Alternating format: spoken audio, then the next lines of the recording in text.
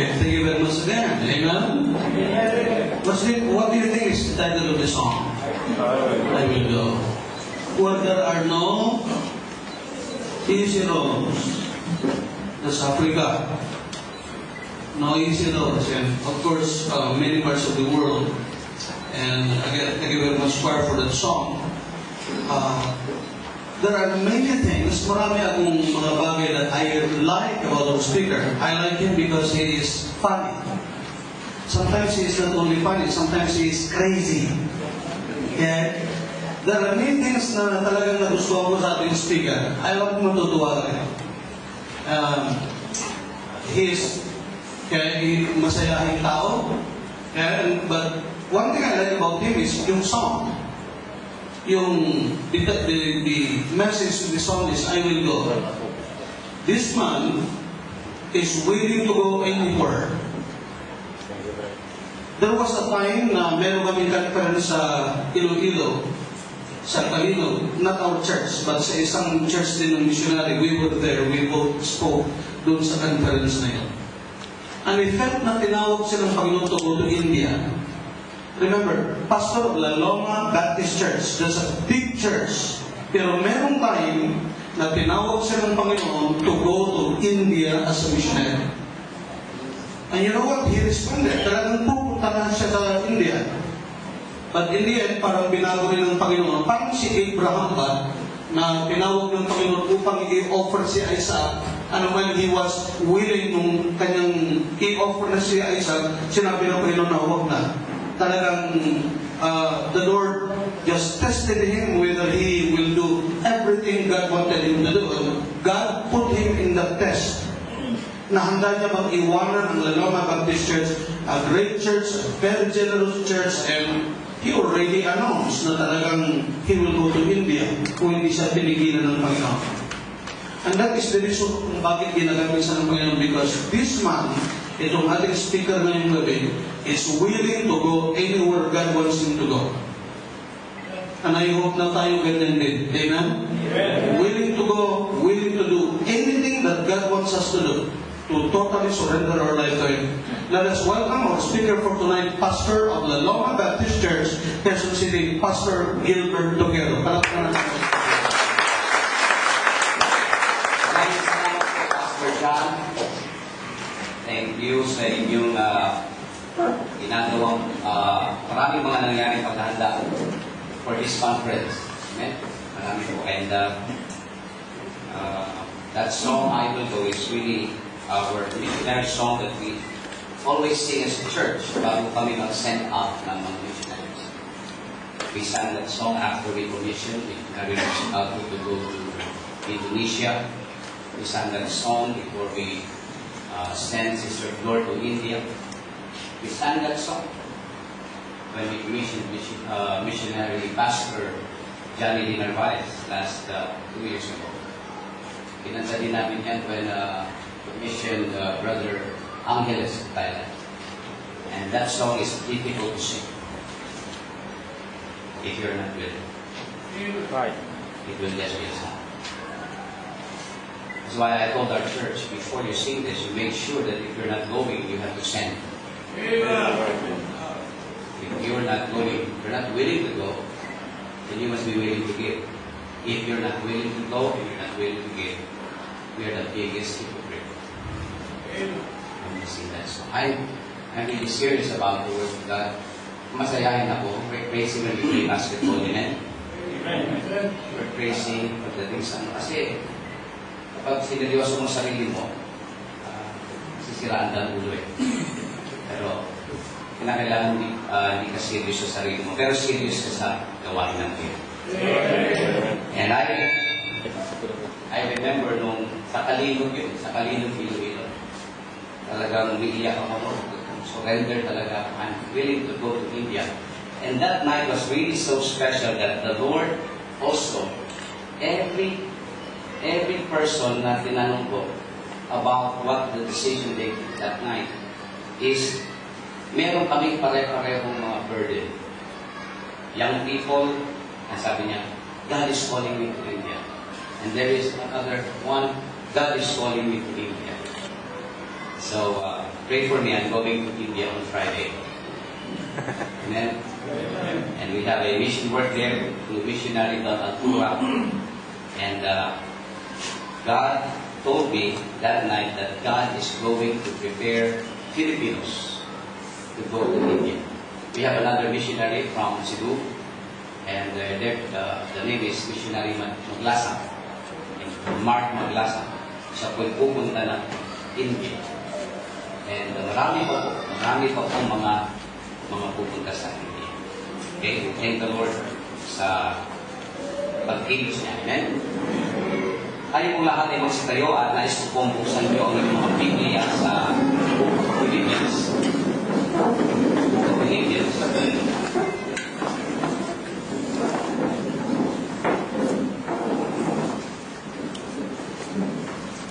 We appreciate the presence ng ating mga Kenyan brothers. Wow, our brother there. He's 6'2". Amen. Kitang-kita so. We're of the same height, brother. But I am standing on a platform. Philippians chapter number 1. Just one verse.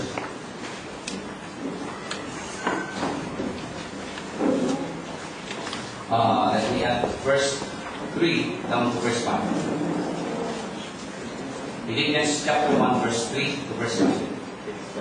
Philippians 1, 3 to 5. I thank my God upon every remembrance of you, always in every prayer of mine, for you all, making request with joy, for your fellowship in the gospel from the first day until now. Let us read together verse 5. Ready, begin. For your fellowship in the gospel from the first day until now. Let's pray. Ama namin Diyos, na banal sa pangalan po ng Panginoon Jesucristo, kami po'y nagpapasalamat na may kagalakan ngayong gabi. At ito po yung inaantay po namin napakahalagang service ng Berean Baptist Church. Ito po ang pinaka-business meeting mo, Panginoon Diyos, para sa Berean Baptist Church. At kami may kagalakan na bilang Diyos na magsama-sama, magtipon-tipon upang mag-alay ng papurit pa sa salamat. Marami ng mga awitin ang narinig namin na nagtuturo sa amin patungkol sa pag-ibig mo at ang pag-aabot ng mga kaluluwa sa buong mundo. It is about your love. And we are so much blessed dahil ang pag-ibig mo ay, nang kami naligtas, ito po ay it was shed abroad sa aming puso. That's why yung pag-ibig na dinidevelop sa aming puso ay pag-ibig na nagdadali sa iyo. Hindi po kami marunong umibig gaya ng pag-ibig ng Kristo. That's why ang panalangin po namin sa isa't isa ngayong gabi ay mag-abang more and more ang pag-ibig ni Kristo sa aming puso. At kami, Panginoong Diyos, ay lumago pa sa aming pong involvement, motivated by the love of the Lord Jesus Christ, to reach more souls in Qatar, and to partner with local missionaries in our own beloved country community. And also, as mandated by the Lord Jesus Christ, we ought to share the love of Christ by partnership with missionaries that you have put to go to the different countries of this world. We have a big cause, bigger than our own cause. That's why we are in need of your power, and we are in need of your presence tonight. Please bless this simple message that we will be studying tonight about these people that were saved in the church there at Philippi. We thank you, Lord God, that you once again will speak to our hearts. I pray that you will fill us with your love and power. Kayo po ang mangusap sa bawat isa, maging sa mga bagong mananampalataya, maging sa aming kapatid na hindi pa nakakakilala kay Kristo. Madama niya na ang pag-ibig ni Kristo ay nananahan sa bawat isa na namin dito, at ito po ay nakakahalip namin. I pray that we will be glorified sa lahat po ng aming gagawin, sasabihin. Tanggapin mo lahat ng ito bilang isang namin puri sa iyo. Aming isang dalangin. Matalis sa pangalan at kapangyarihan ng ating ng Panginoon Kristo namin tayo magligtas. Amen. Tayo po ako tayo ni Boko. Ang sabi po dito ni Apostle Paul, for your fellowship in the gospel from the first day until now. Meron po tayong babalikan sa kasaysayan ng church na ito. Ito pong Book of Philippians, ito po'y sinulat sa loob ng preso. Paul was in prison many times, pero meron po tayong matatawag na dalawang major imprisonment ni Paul. And sa first imprisonment ni Paul, ang mga aklat na ito, Philippians, Colossians, Ephesians, and the book of Philemon, isinulat niya po ito. This is 14 years after nakapagsimula siya ng gawain sa Philippi. So that means, for 14 years, meron pong church na bukod tangi sa lahat. Kasi isinulat niya ito 14 years after nakapunta siya sa lugar na ito ng Philippi. Now, tingnan niyo po sa chapter 4, verse number 15. Meron po tayong outline na simple outline sa likod ng inyong program. And you see there the title of the message tonight, The Missionary Hearted Church. Sa chapter 4, verse 15, there's a correction there. Dapat po chapter 4, verse 15 po yan. Ang sabi dito ni Apostle Pablo, now, ye Philippians know also that in the beginning of the gospel, when I departed from Macedonia, no church communicated with me as concerning giving and receiving, but ye only. Sabi ni Pablo, yung fellowship ng church na ito, from the first day, yung fellowship with the gospel, ay umiiral na. From the first day. Just imagine, from the first day. 14 years after that, ito pa rin church na ito ay walang palya. Sila lang ang church na walang palya. 14 years. Naging apat na taon. That in the beginning of the gospel, when I departed from Macedonia, no church. No church. You know, ang dami pong nasimulang churches ni Paul. Yung pag pinag-aralan niyo po at dadaanan niyo po ito sa Bible Institute, yung kayong mga nag-aaral. Yung Bible Institute. Amen? Kami kayo natututunan, di ba? Sa akin, wala kayong matututunan gano'n dahil puro mga biro yung mga narinig nyo sa akin kahapon, ano? Midianite, Amorite, yung mga Hittites. Yung mga Hittites hindi nagkatites. Yung mga Midianite, yan yung mga Gasiger, amen? Midia eh. Tsaka yung mga Ammonites, yung nanaamon lang. Okay? Nabalik tayo sa seryosong bagay. Dito, maraming churches na nasimula si Paul. He started many churches in his first missionary journey. It was a 7-year journey. 7 years. Pitong taon.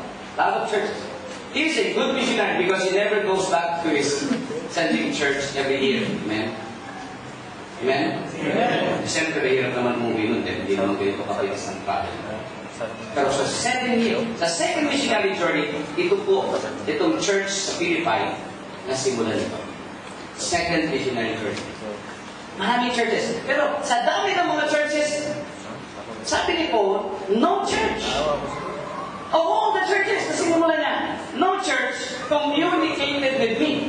Yung salitang communicate means walang church na involved sa pagbibigay sa kanya regarding about giving and receiving.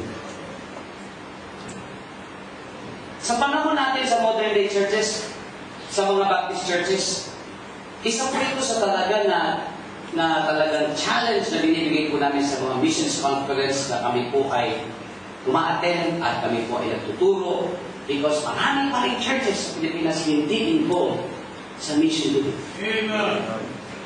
ang nature ng mga churches, karamihan sa Pilipinas, ay ano ba matatanggap namin? Samantalang yung susi, para ma-meet ang mga needs ng mga local churches, is when they implement the Bible principle of giving and receiving. If you give, you will receive back.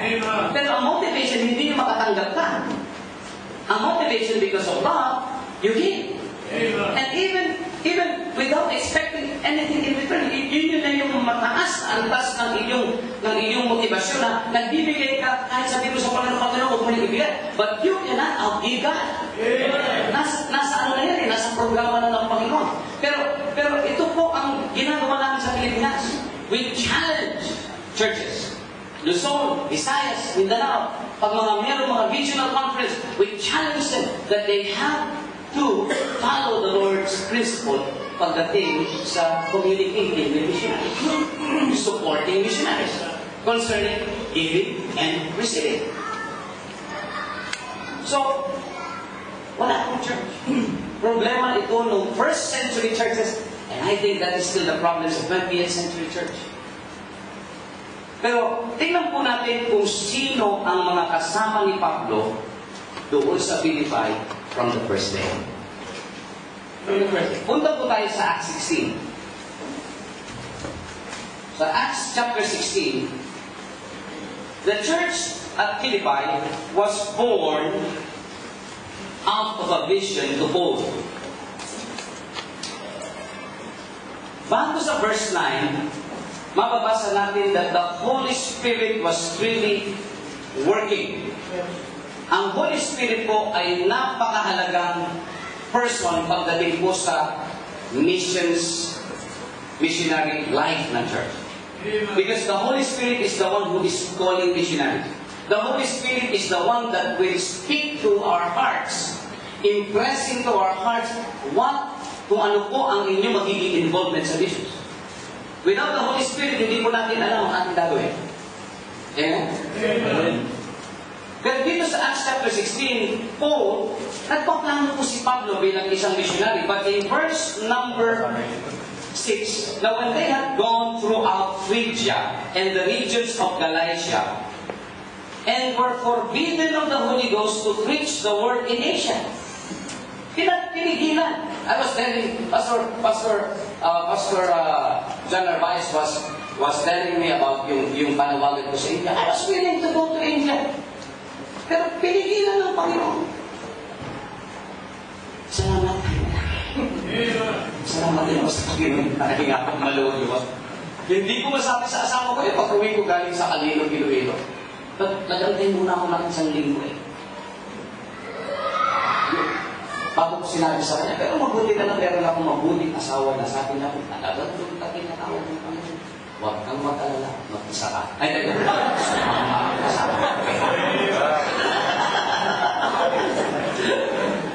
pero hindi mo ako pinayari ng Panginoon na talagang magpunta doon sa India.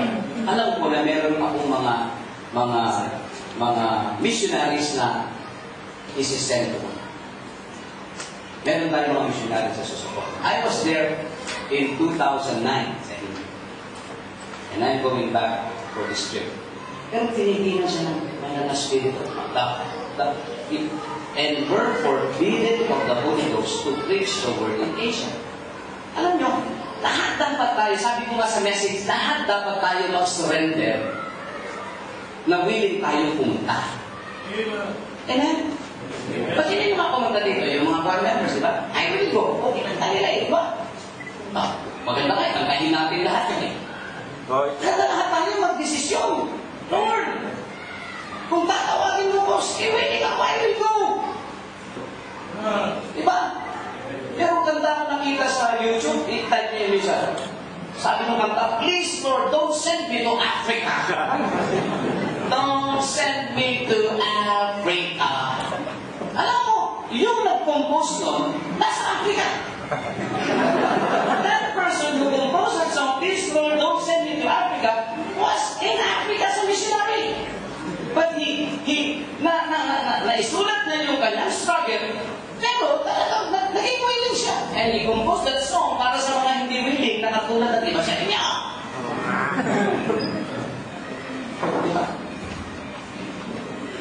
Pero kayang baguhin ng Panginoon yung mga puso natin, pagkikitain nyo. Si Pablo wala namang problema. Willing siya na pumunta ng South. Alam niyo yung modern day Turkey, nandun ang Galacia. But he wanted to go south, but the Holy Spirit said, no, don't go south. And then, sabi niya, hindi ka punta ng south, then I will go north.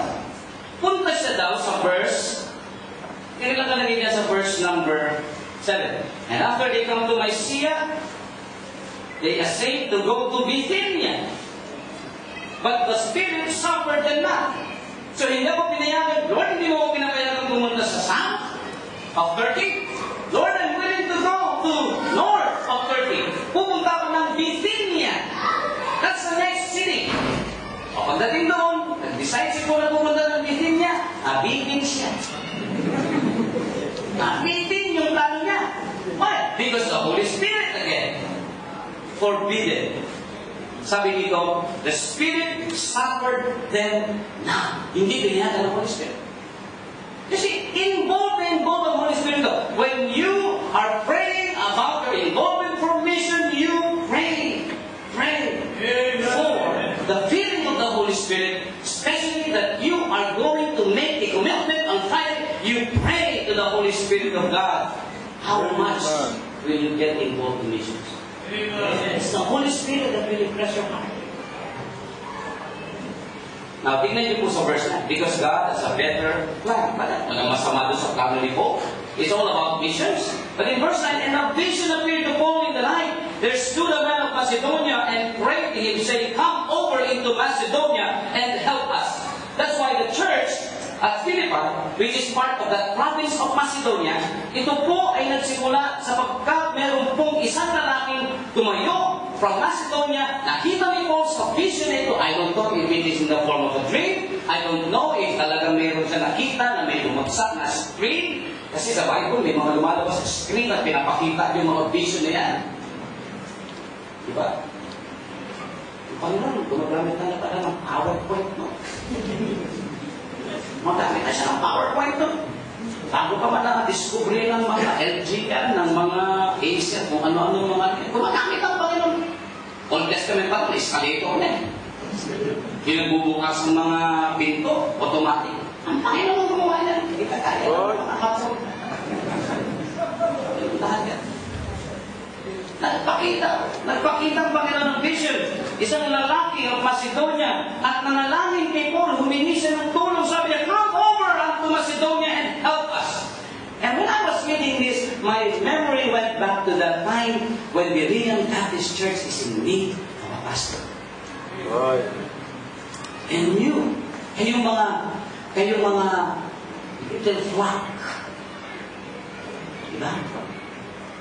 And I don't know ang full story how you were able to contact Pastor John.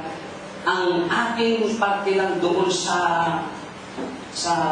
pakikipag-ano kay Pastor John is he was asking advice if he is going to Qatar or not. Yun ang tinanong sa whatever you say, naghihingi ako ng payo sa'yo. Hindi ako, pag humingi ng payo sa akin, binibigyan ko kami ng payo, ewan ko lang, gawin siya. Pinag-pray ba natin ito? Ano kaya kung backslider tayo, pareho nag-usap tayo, no? Diba? Nag-pray kayo na, sino ba ang pwede mag-pastor dito? May vision. May vision na binigay kay Pastor John. Meron mga tao, mga Pilipino dito sa Qatar, come over and help us! Everywhere. Meron pong vision na binibigay ang Panginoon. And sure, no January. Diba? Pumunta ka dito. Tagal-tagal mo sa opisina ko. Tagal-tagal mo sa kwarto. Alis ka na. Diba, itong Berean Baptist Church, iba ang kwento nyo eh. May vision na binigay ng Panginoon sa inyo. Kasi meron mga nanalangin dito. Nag-pray kayo. Kayo mga leader of flock dito, nag-pray kayo. Nabigyan kayo ng isang pastor. And itong nangyari sa Biblia, itong pagdating ni Pastor Jan, kilala niyo siya, di ba? Ano agad ang pinasok na sa inyo? From the first day na nag-meeting ngayon, mission agad. From the first day. Sabi ni Pastor, ano gagawin mo pagdating doon? Maganda, magkaroon tayo ng missions conference. Bago tayo mag-missions conference, magtuturo na ako na magbibigay kami sa vision. Totoo yun, tinupad niya. Pagdating niya, yung unang buwan, nagpadala siya agad ng support.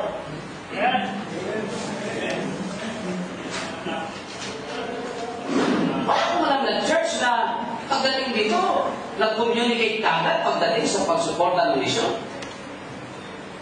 Ang unang ginawa niya, abutin ang mga kanto, maaabot na may opportunity sa araw niyo kahit wala sa kakilala.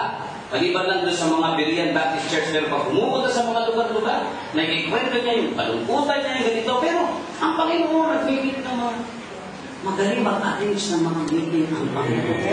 Kung hindi magaling mag-arrange ang meeting ng ang Panginoon through the Holy Spirit of God, wala tayong ganito. Pag-ibon na yung gabi. Ang gawain ito ay gawain ng Panginoon. You have to recognize, you have to realize this. Nung makita ni Paul yung vision sa person, and after he had seen the vision, immediately when they were to go into Macedonia, assuredly gathering that the Lord had told us to preach the gospel unto them. Now, who were the first people dito sa city na ito na na-meet niya? Sino? And I always receive letters from Pastor John.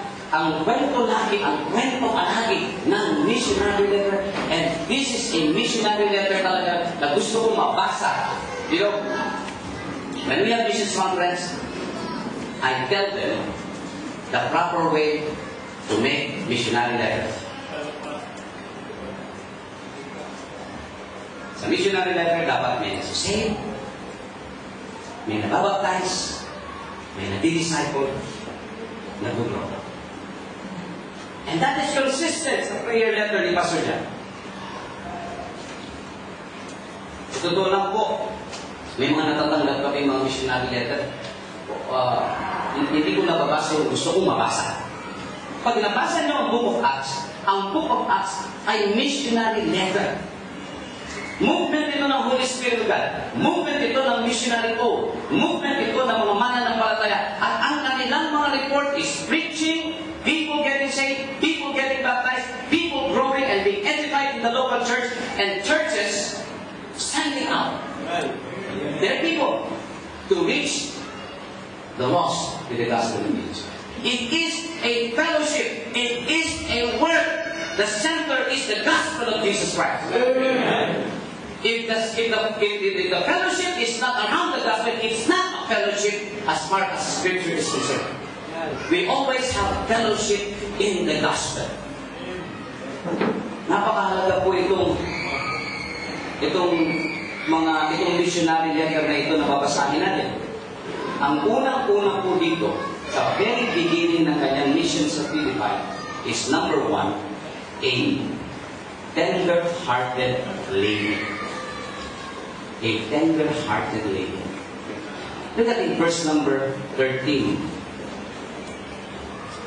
And on the Sabbath we went out of the city by a riverside, where prayer was wont to be made. Chapter 16 of the book of Acts.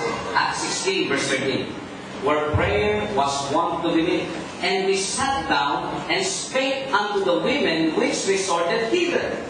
Yung unang-unang pong mga taong inabot dito po sa lugar na ito ng Philippi ay ang mga kababaihan. Nandun sila sa nag-i-amen si Brad, binata to, no? Kababaihan, ha? Mga kababaihan. Yes, sir. Naghahanap to ng mapapangasawa, Brother Jim. Turuan mo. Amen? Turuan mo. Okay, kung gusto nyo mag-seminar kung paano makakahanap ng mapapangasawa, makipag-fellowship kay Brother Jim. Amen? Amen! Okay, yes, sir. Sariwang-sariwa pa, no? Okay. Pinakita ko yung picture nung Friday, doon sa Laloma. Pinilo ko yung church, may pinicture ng Land Rover. Tapos sabi, ito ang love gift nila sa akin. Alam niyo, ang daming naniwala. Sabi ko, ang bago nito. Hindi ba kayo kilala? And then ang last picture na pinakita ko, silang dalawa ni Precious at si Brother Jimmy. Kasi marami ko kapatid si Brother Jimmy sa dalawang. Dalawa. Iba. Madami na rin yun, basta more than one. So pinakita ko, ito na yun. So nakita, Precious ko, na nag-pray ka natin. Kaya half of the dog already knew. Wala na karasan niya. Dito pala Amerika. So, yan ang kagandahan niya, talagang tuloy na yan. Balita ko darating ang Panginoon, December 29.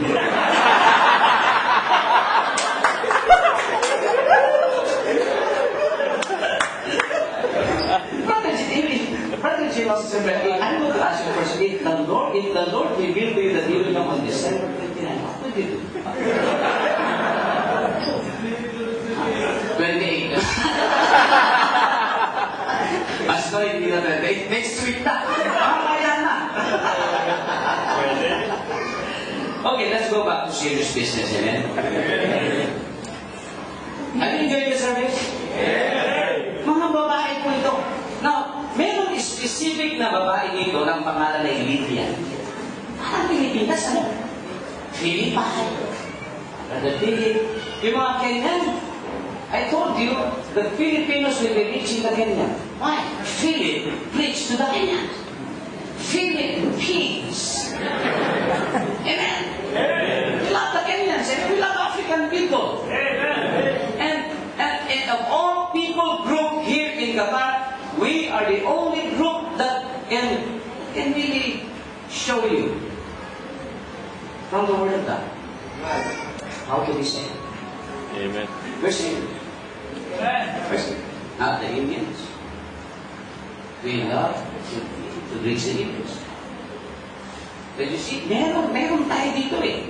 Now, ang sabi itong si Lydia, a seller of purple of the city of Thyatira, siya rin ay businesswoman, nandun siya sa ibang bansa, and look at the description of this woman. Worship God.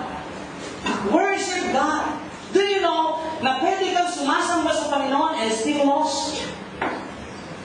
Did you know na kahit ikaw ay nagpipray, meron kayong prayer group, meron kayong group na sasama sa kanunan at nananalangin kayo at pumupunta kayo sa simbahan at sumasamba kayo sa tunay na Diyos, and I believe Lydia is worshiping the true God here. But did you know, as far as the Bible is concerned, pwede kang magsamba, pwede kang mag-pray at magsama-sama kayo at hindi ka saved? Nandun sa Bible. This lady is worshiping God. Siya po ay nag-pray, but he needs someone para ma-explain sa kanya ang plan of salvation. Kasi pag tinanong tayo, ikaw ba ay ligtas na? Karamihan na yung masabi. Opo, sa kapupunta sa langit, ano ka naligtas? Kasi, alam nyo, marami mong pagkakataon na niligtas ng Panginoon. Ngunit na ako malunod. Tapos, hindi ako nalunod. Nagkasakit ako.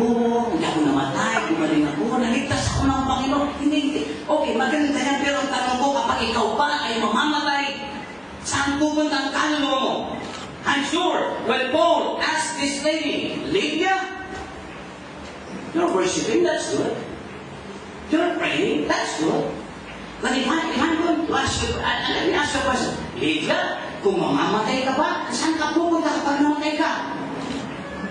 Wala pa akong na-encounter na tanong na yan. Pwede yung sinabing, nasasamba naman ako eh, mabait naman ako eh. No, look at the verse. The Bible says, dito sa verse na ito, makikita natin, heard us. Narinig ni Lydia ang plan of salvation through Paul and Timothy. Sila yung nagturo sa mga kababaihan ito. Tinuruan ni Paul itong si Lydia paano maligtas. Ano sabi ng Bible? How shall they hear except they listen? So, tumawag ang Panginoon ng missionary, nagpakita ang vision ng Panginoon doon sa Turkey, at sila ay lumayag patungo sa may Macedonia, westward. Pagdating sa may Macedonia, sa city of Philippi, nagtagpo sila ni Paul, at si Paul ay nagkwento kay Lydia kung paano siya maligtas. Kaya marami sa inyo mga kababayan natin mga Pilipino, pag yun sa Pilipinas, tayo yung mga religious na tao. Hindi tayo nakakalimot na magdasal. Hindi tayo nakakalimot na gumawa ng kabutihan. Pero pagdating ko dito, tinanong ka ng isang worker. Somebody asked me, Brad, kaibigan, saan ka pumunta kapag namatay ka? Yan ba nakatipiyak niya? Pwede ba matiyak? And then the senior said, tinuro siya na si Jesus Christ ang nagpapagligtas. Naririnig na natin ang Panginoong Yesus. Pero hindi mo siya personally kilala. Itong babaeng ito, sumasamba na nanalangin, pero kinakailangan maninig niya ang mensahe ng kaligtasan na si Kristo lamang ang tanging tagapagligtas. Hindi ang gawa, hindi ang religion, hindi ang pagsamba, hindi ang pananalangin, hindi ang pagbibigay. Dapat ikaw ay sumampalataya na si Kristo ang namatay, salamat ka namatay sa krus ng Kalbaryo at makakapagligtas. Heard us. You heard the gospel of truth. At ang sabi dito sa verse na ito, whose heart the Lord opened. Familiar tayo doon sa salita na binuksan ko ang puso ko at tinanggap ko siya bilang sariling tagapagligtas. That is absolutely correct. Walang mali doon. Pero, dapat din natin ma-realize na mabubuksan mo lamang ang puso mo sa Panginoon willingly kapag kumilos talaga ang Panginoon sa puso. Amen. And the only way na kumilos ang Panginoon sa puso mo is through Spirit-filled soul winning. Amen.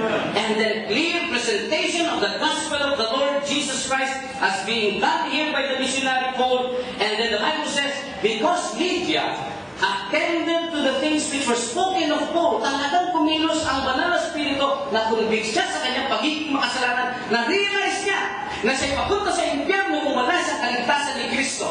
And that very day, from the first day na siya ay na-saved, tinanggap niya ang Panginoon. She became a missionary-hearted believer.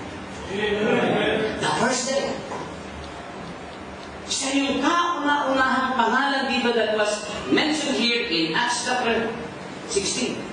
In verse 15, pagkatapos siya ma-save, when she was baptized, maybe you are asking, bakit kinakailangang bautismuhan? Napinyagan na ng bata, hindi po binyag yun. Hindi po baptism sa Bible. Ang baptism po sa Bible, pagkatapos mo marinig ang explanation ng Word of God, at makumbig ka ng Holy Spirit na ikaw ay makasalanan, pupunta sa impyerno at walang makapagligtas sa iyo kundi si Kristo lamang, at ikaw ay nagsisit, sumampalataya kay Kristo, tinanggap siya bilang tagapagligtas, you are saved, washed by the blood of Jesus Christ. But after you get saved, pagkatapos kang ma-saved, ikaw ay inutusan ng Panginoon to be baptized. Nakita niyo siya? Nakita niyo siya? The Bible is very clear na ang baptism hindi nakapagliligtas. Binabautismohan lang po ang taong naligtas na. Yan po ang missions. Kapag ang missionary pupunta sa Africa, when they go to a certain city in a different country, they are going to preach the gospel in their native language, in their native tongue, and preach to them the gospel, and then after they get saved, they need to get baptized. Brother Charles, they need to get baptized. Mga kapwa Pilipino na nandito, pinanggap mo ng Panginoon, hindi ka dapat pilitin. When I got saved in May 15, 1986, I voluntarily went to the pastor. Pastor, when is the next schedule of baptism? Why? Because the Holy Spirit speaks to me that I need to follow the Lord in believers' baptism. When I attended to the teachings of the Word of God, nandoon, isang sa ebidensya na ikaw ay naligtas, nakikinig ka sa salita ng Diyos. Nakikinig ka sa Bible. Why? Because the Bible says, my sheep hear my voice, I know them, and they follow me. And the first command that you need to follow the Lord is baptized believers baptism. Amen. Hindi ka pa, kung saved ka na, hindi ka pa sumusunod sa tawag ng bautismo, kinakailangan magpabaptize ka. Now, she was baptized. And then her household, and she besought us, saying, if ye have judged me to be faithful to the Lord, come into my house and abide there. And she constrained us.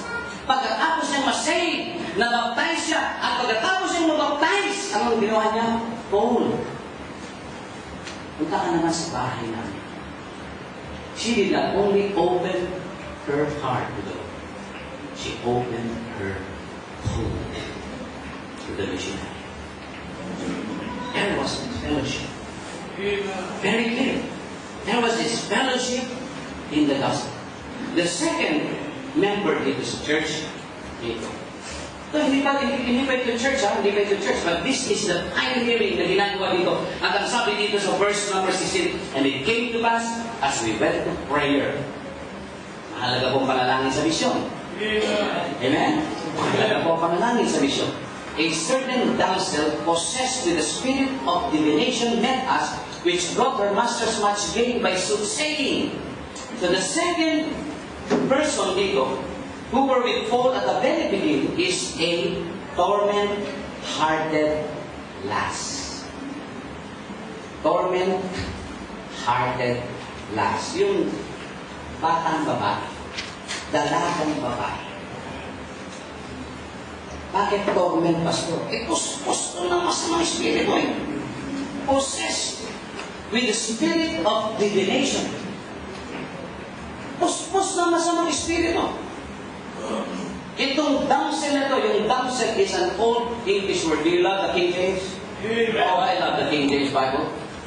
Because that's a good word, damsel. You know? Ibig sabihin dito to a girl or a lass. Possess na lang ng masamang espiritu. Sabi dito, which brought her masters much gain by soothsaying. May pastor din to. Itong babaeng ito na puspos ng masamang espiritu at spirit of divination. Itong pinaka-counterfeit talaga, spirit of divination. Kasi pag tinignan mo, akala mo totoo. Nag-i-speak sila ng divine things. Ipinapasok nila sa kanilang gawain, mga gawain daw ito ng Diyos. Spirit of divination. It comes from the word divine. So mga counterfeit group ito. Counterfeit group, ito yung mga grupo na nag-i-invite ng mga tao ng false hope. Like, healing.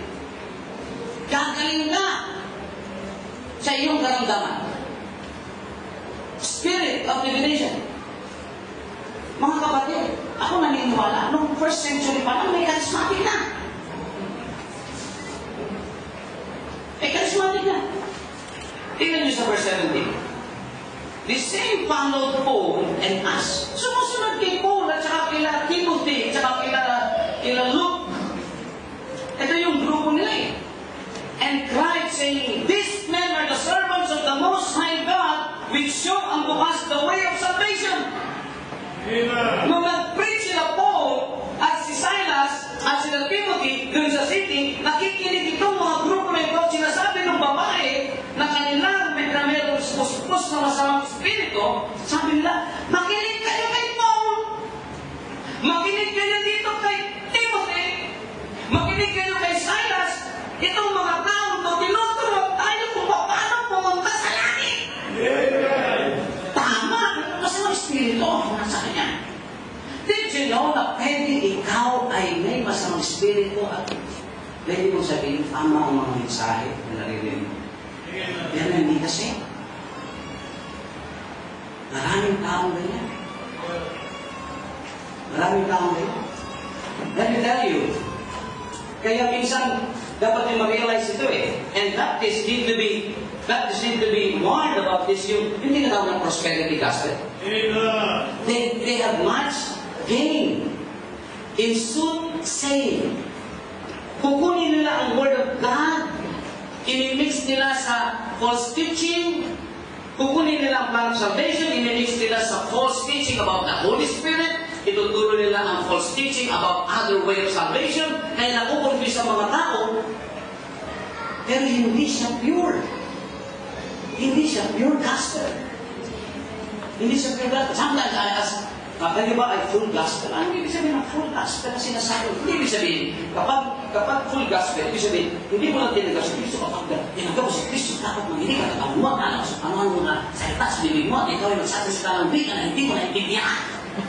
Pagkatapos sa araw nagsasalita ka, bigla kang hihimata. Sabi ko, no. I accept that the Lord Jesus Christ. If you're talking about the full gospel, here is the full gospel. The death, the burial, and resurrection of the Lord Jesus Christ. Do not associate speaking in tongues with the gospel. Do not associate anything about slaying in the spirit or healing or anything. Alam ko, pag nagkasakit ako, kailangan kong pagalingin din ng Panginoon. Naniniwala ako. Magpipray ako. Napagalingin ako ng Panginoon. Kaya hindi ako pupunta sa grupo na yan para magpapakot at kakagin. Naku, ako. Hindi naman, hindi. Pag tinignan niyo po ang Bible pagdating sa ministry ng healing ng Panginoon, lahat kumagaling. Everybody get healed. Hindi niyo pupunta ang 1,000 tao, 10 ang gagaling, nandun sa entablado, ang 990 naniwala na gumaling lang. At yung 10 na yun, mga actors and actresses pa. Why? For gain or money. Maraming ganyan mga kapatid.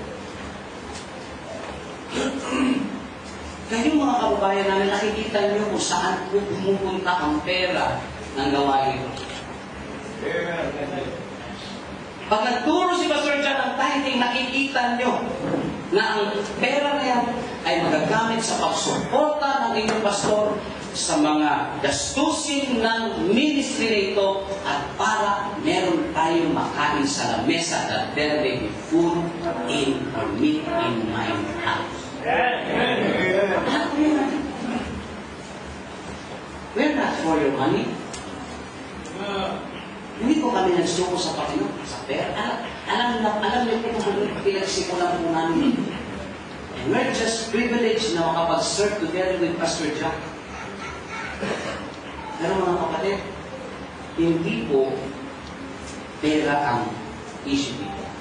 Yes, we don't talk about supporting missions. Pero mga kapatid, tignan niyo po ito. Meron pong counterfeit at hindi ka. Amen. Ang makikita niyo po dito na itong babae na ito, Paul was grieved. And this did she many days. But Paul, being grieved, turned and said to the Spirit, I command in the name of Jesus Christ to come out of her. And it came out the same. Ano mo itong young people na ito na babae na say? Kasi, dati kumikita siya. Kumikita siya ng pera dahil sa pagluloko nila sa tao. Nagalit yung kanyang mga masters dito. He was a servant with these religious people na kumikita sila, yumayaman sila. Pero na-save siya. And the masters were so upset and angry against Paul and Silas na hinimo nila maraming tao para sila ay kultihin. If you're not going to have time to study, but you when you go back home, pinugbog si Paul, pinugbog si Silas, kinulong sila. Amen? Sabi sa verse 23, and when they cast, and they had many stripes upon them, they cast them into prison, charging the jailer to keep them safely. Who, this jailer, having received such a charge, thrust them into the inner prison and made their feet fast in the stocks. Napunta sila po sa pinaka-malalim na pikitan, pinaka-madumi, pinaka-madilim na pikitan. Bakit sila nandun? They're suffering for the gospel. Parte na yan ang suffering. Okay. Anong ginawa nila doon? Were they complaining? Were they complaining? No, they were not complaining. Remember, they were filled with the Spirit of God. And when you're filled with the Spirit of God, what will you do when you're filled with the Spirit of God? you will sing. You will sing. Diba? And at midnight, Paul and Silas prayed and sang praises unto God, and the prisoners heard them. Wow! Ang sabi ng Bible, kapag ikaw ay kumakanta, if you're filled with the Spirit of God, Ephesians 5:18, be not drunk with wine, wherein is excess, but be filled with the Spirit of God. Ako naniniwala kapag safe ka na hindi ka na dapat umiinom ng alak. Amen? Amen. Hindi ka dapat umiinom ng alak. Hindi ka na rin dapat nagsusugal. Kung ako po'y hindi pa safe, ako'y puspos na espiritu ng gambling. Ako, lahat. Siguro kung ako'y naging OCW dito, pastor, at nandun na magbabayro study, hindi kita pipiliin. Ano na ako, kukunin ko yung mga lamesa ko, maglalaro kami ng parahan, maglalaro kami, magsusugal kami. Ano nung nasave ako? Kapatid, pinaliguran ko ng pagsusugal. Sabi mo, sa basketball, naglalaro ko, ang bakon ko, 50 o 150, o pumapasok ako, itataya ko muna sa shooting yan. Para mas marami ng pera, papasok sa eskwela. Yun lang ang miniature ko, shooting. So, pagpuwihan mo ako'y high school, nung ako'y college, dumadami yung pera ko, pag nagtaya na sa pre-point. Gabi, pinanatan ng marami. Ito nga lang nangyari sa akin. Brother Charles, look, when we played the Kenyan, look at my hand, it's turning black. You see that, brother? You blocked my shot. I'm 5'4". You're like Goliath. You have no mercy.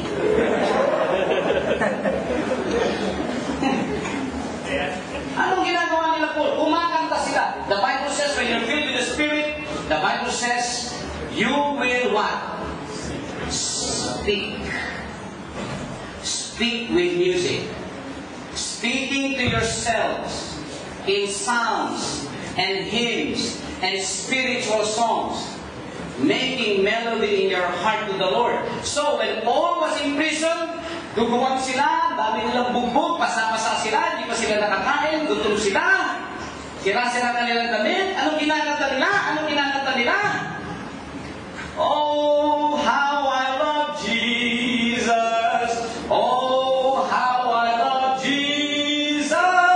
Oh, and the prisoners heard them. Sino yung Jesus na mahal nila? Sino yung Jesus na yan? Sino yung Jesus Christ na yan? Sino yung mga nakakulong na yan? Ngayon lang ako nakadinig ng kantang yan na nagtuturo na may Jesus Christ na mahal nila. Because He first loved me. Uy! Sila daw ang unang iniibig ni Jesus. Kaya nila iniibig na si Jesus. Sino yan? Those songs, the prisoners are learning. And they were in prison. They were still evangelizing. Nandun sila sa pinaka-loob na loob. Pero kapag nagkakantahan si Paul and Silas, yung kanilang selda ay naghistulang speaker na pumasok ang kanilang mga mensahe doon sa iba't ibang selda. And then kumanta si Silas, to rescue a sinner like me. Uy! Yung Lord pa na yun, Jesus, siya pala yung tagapagligtas nila. Ako, sino yun? To rescue a sinner like me. Tapos, rinig nila yung kanta. What can wash away my sin? Nothing but the blood of Jesus. Yung Jesus may dugo! Ano yun? Ano yung dugo na yun? Bakit may dugo yung Jesus na nagmahal sa kanila? Mahal din nila itong Jesus na ito. Sinabi nila, ni-rescue sila nitong si Jesus Christ na ito. Tapos may dugo siya. At the cross, when I first saw the light, and the burden of my heart rolled away sa krus now. Well, my friend, yung buong gospel, they heard a clear presentation of the gospel when Paul and Silas were singing inside the prison, and the prison cell became a speaker that reaches to every cell in the prison. Amen. Pilipinas. And they were impressed. Kayo, nasa accommodation na kayo sa pinakagitna ng disyerto. May pumunta doon ng mga manggagawa at tinuruan kayo patungkol kay Kristo. Nakarating sa inyo. Sa dami pa ng lugar sa disyerto pa. Samantalang sa Pilipinas, ang dami yung pwedeng puntahan ng mga churches, hindi nyo pinapansin. Kaya mo talaga, hindi nyo pinapansin? Hindi nyo talaga pinapansin ang baptist doon. Pero pagdating dito, nakita nyo ang baptist pala. Pero maso, iba yung baptist doon sa Pilipinas. Eh, bakit? Para wala silang pakialam. Yun, totoo yun. Pagdating dito sa Qatar, makikita mo yung puso. I wish I can bring all our church members here and see what you're doing here. Yung dumating ako dito since day 1, nung Monday, ang puso ko ay encourage. I am not here to speak. I am here to be encouraged by you. Iba ang ginagawa ng Panginoon dito.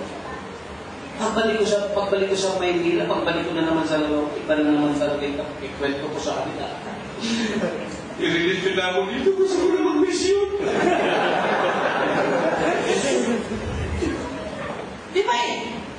Alam niyo, tinayin verse. Tinayin. Then suddenly there was a great earthquake, so that the foundations of the prison were shaken. Immediately all the doors were opened, everyone's bands were loose.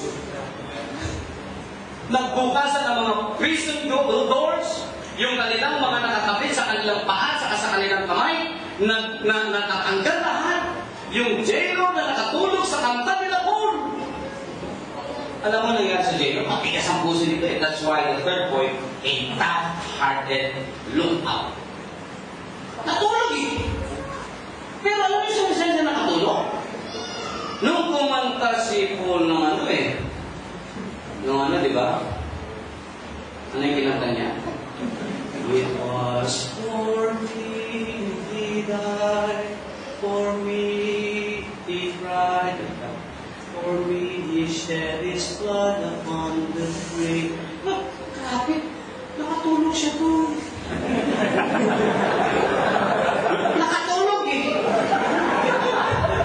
Wala naman sa pakialam. Sino ba yung Jesus na yan na nagmahal sa inyo? Wala akong pakialam sa Jesus na yan na namatay para sa inyo. Wala akong pakialam sa Jesus na umiyak sa Garden of Eden at sa Garden of Gethsemane. Wala akong pakialam sa Jesus Christ na namatay sa cross. Wala akong pakialam sa Jesus Christ na nabuhay muli. Wala akong pakialam. Ako kumakanta niyo. Nakatulog.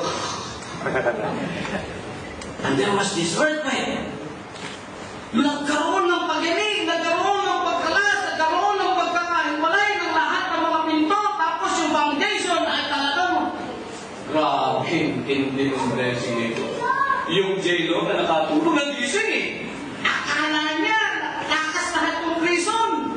Kasi nakatakas lahat ng mga prisoner, sabi niya, muna sa kanyang sorry, papakainin niya sa inyong sarili. Kasi ang naman sa Roman rule, kapag ikaw ay sundalo nila at kapag nagbantay ka, pag may nakawalan isa, buhay mo kapalit. Yan ang kostom, yan ang batas. Kaya akala na nagkakasan, papatayin nila sa Biblia, magpapakamatay na siya, sabi ni Paul and Silas, wag mong saktan ang sarili mo. Sabi nila, Paul cried with a loud voice saying, do thyself no harm, for we are all here. Bakit hindi nagkakasan ng mga preso? Bakit? Mga guilty yan sa kanilang mga kasalanan. Sabi, hindi na kami nagkakasan, safe na kami.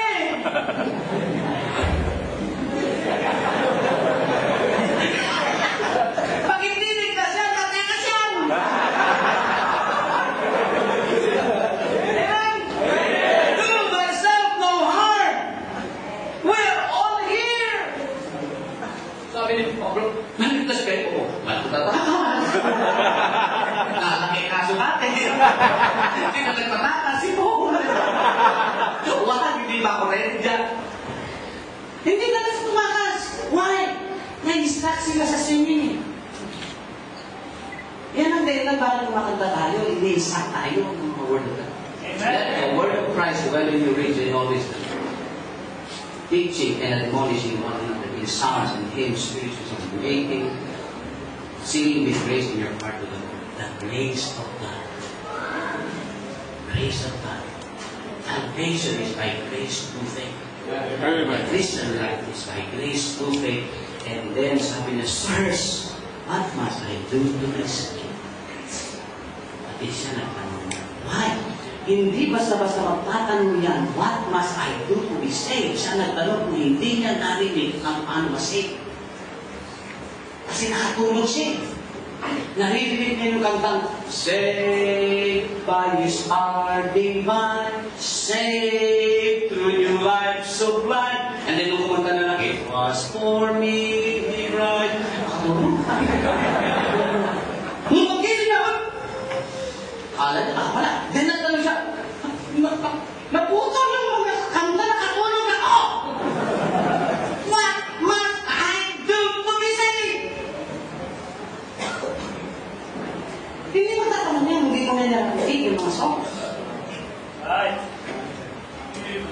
Amen? Amen. And then sabi ni Paul, tutulog-tulog ka kasi. Hindi kasi bakit? Eh sana walang nangyaring ganito. Dahil ikaw nasa. Believe on the Lord Jesus Christ and thou shalt be saved. Amen. You believe the Lord Jesus Christ. If thou shalt believe in thine heart that God has raised Him from the dead, thou shalt be saved. Amen. If anyone receive Him, to them be the power to become the sons of God, even to them that believe on His name. Maliwanag ng liwanag sa Bible ng kaligtasan ay si Jesus Christ. Hindi ang religion, hindi ang Baptist, hindi ang pagdarasal, hindi si Mary, si Jesus Christ. Amen. At tingnan niyo itong bangko, when we're done, tingnan niyo. Pagkatapos niyang tumanggap, verse 32, and they spake unto him the word of the Lord and to all that were in his house, pati yung kanyang asawa, mga anak. Alam niyo mga kababayan, kapag nasave na kayo, ang unang-una niyong gawin ay tumawag kayo, bili kayo ng load kay pastor. Amen. Willing siya magbigay ng load. Bigay siya ng load. At save na kayo. Pag save na kayo, ha? Yung may pambili ng load ko, na. Yung mga wala. If you're saved, you accepted the Lord Jesus Christ in your heart, malayo ang inyong loved ones, hingi kayo ng mga pambili ng load, ilagay nyo sa cellphone nyo, load lang, hawal ng cellphone, hawak kayo ng cellphone. And then, tawagan nyo. Inday! Oh, mahal! Alam mo, Inday, tinanggap ko na ang Panginoon. Ba't umiiyak kasi na nananakit sa'yo? Hindi naiyak ako na kagalagan kasi tinanggap ko ang Panginoon sa aking puso bilang sariling tagapagligtas. At Nay, ikaw din, tanggapin mo ang Panginoon. Pag namatay ka, punta ka sa impyerno. Sabihin mo sa aking mga anak, ha? Pag-pray ko kayo, hindi na gusto ko lang mag-away para turuan kayo, pero humanap kayo dyan ang Baptist. Hanapin niyo si Pastor John, nandyan lang yan. Alam niyo mga kapatid, yun, pag na-save, sinasama. Kasi kapag na-save ka, kaibigan, mister ka, hindi ibig sabihin na-save ka, pag inisis mo, save din. Dapat save din ang inisis mo. Hindi ibig sabihin na-save ka, ang anak mo, parent na. Hindi ba basta pag na-save ang tatay, save na lang? Hindi. Walang ako, sensus.